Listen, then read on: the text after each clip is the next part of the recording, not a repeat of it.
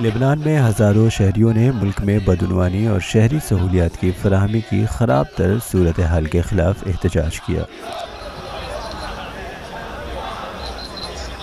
مظاہرین نے فرانس میں ہونے والے مظاہروں کی طرز پر زرد جیکٹیں پہن رکھی تھی۔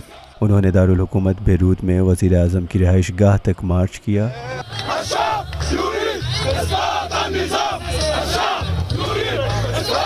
مظاہرین کا مطالبہ تھا کہ شہریوں کے لیے صحت کی مفت سہولیات کی فراہمی کے ساتھ ساتھ پینے کا صاف پانی اور بجلی کی فراہمی کی جائے۔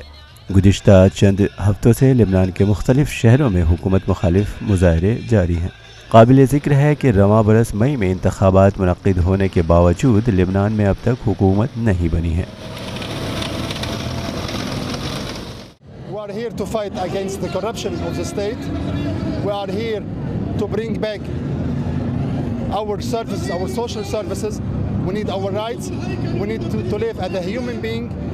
We need that our government to respect us. Bureau report ETV Bharat.